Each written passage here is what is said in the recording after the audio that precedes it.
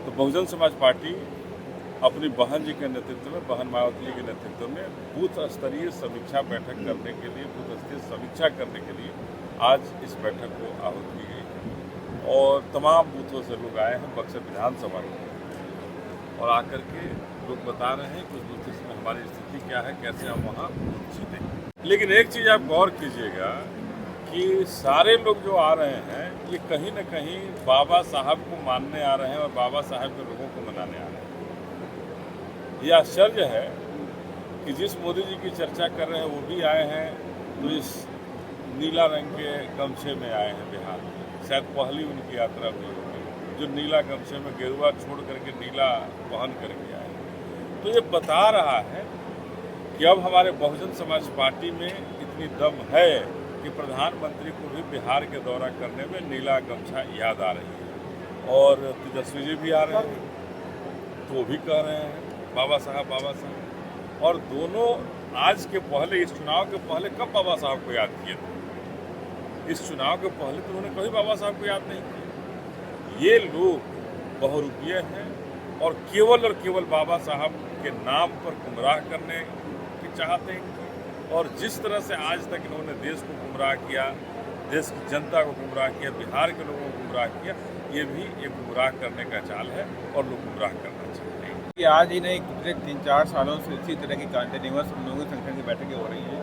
और आज आपने देखा कि पिछले एक विधानसभा की बैठक है। ये जो आज लोग आए हुए हैं, जनसैलाब उमड़ा हुआ है, ये मात्र एक विधानसभा, बक्सर विधानसभा के हमारे कार्यकर्ता इकट्ठे हुए हैं। ऐसे अगली मीटिंग हमारी राजपुर में, फिर नुआव में होनी है। तो इस तरह से पार्टी अपना ये कार्यक्रम संगठन को लेकर कंटिन्यूअस चला रही है। और निश्चित तौर से इसी संगठन के दम पर बीएसपी इस बार बड़ा फेरबदल करने जा रही है बिहार के अंदर। और आज बीएसपी की विचारधारा, माननीय बाबा साहब की विचारधारा और महात्मा फुले की विचारधारा, साहू की विचारधारा है। आज बीएसपी उसको लेके गांव-गांव में गई है और आज चर्चा का विषय बन चुका है कि भाई प्रदेश के अंदर नीले झंडे वालों की और नीली क्रांति वालों की बहुत बड़ी तादाद बन रही है।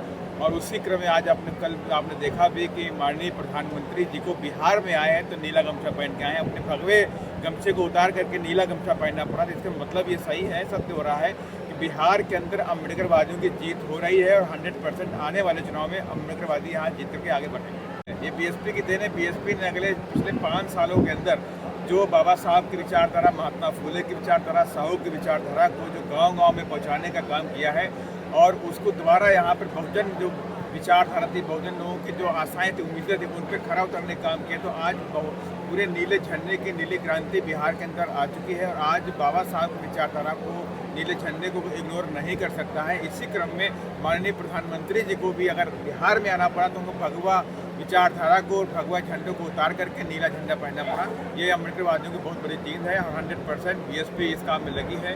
और 2025 के चुनाव में बीएसपी बिहार में बड़ा उलटफेर करने के लिए तैयार है।